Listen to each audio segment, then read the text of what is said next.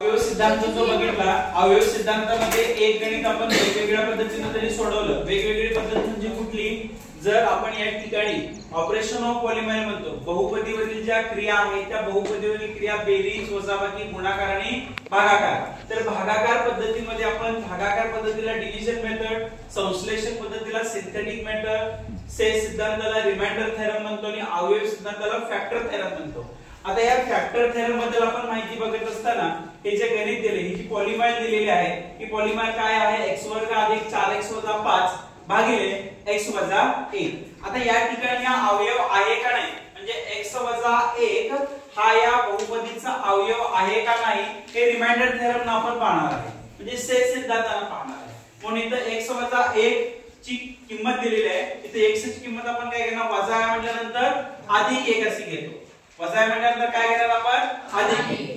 तीच किंमत इथे ठेवलेली आहे. x च्या ठिकाणी त्याची व्हॅल्यू ठेवली, म्हणजे 1 चा वर्ग अधिक 4 गुणिले 1 वजा 5.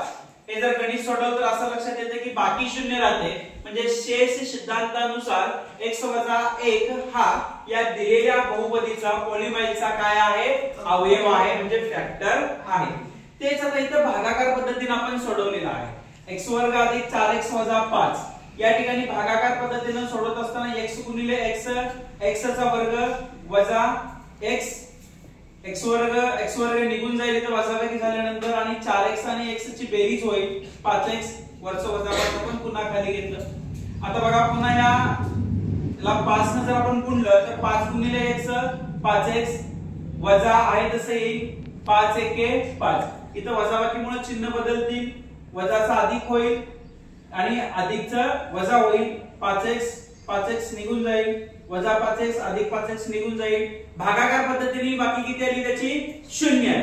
याचा अर्थ इथं सुद्धा आपण ते सिद्ध केलं की x वजा 1 हा त्याचा काय अवयव आहे. इथं हे आहे, याला सिंथेटिक मेथड म्हणतो. संश्लेषक भागाकार पद्धती ही पहिली ओळ आहे, याच्यामध्ये त्याचे सहगुणक घेतले आपण त्याला कोइफिशिएंट म्हणतो. 1 4 -5 एक आहे तसा खाली घेतला.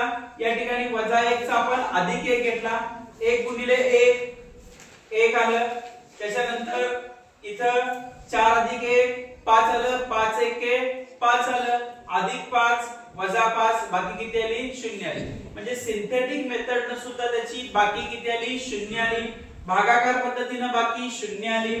शेष सिद्धांताने बाकी 0 आली. म्हणजेच x वजा 1 हा या दिलेल्या बहुपदीचा काय आहे? अवयव आहे. यालाच आपण म्हणतो अवयव सिद्धांत, फॅक्टरायझिंग मेथड असं म्हणतो. समजलं का सगळ्यांना? समजलं.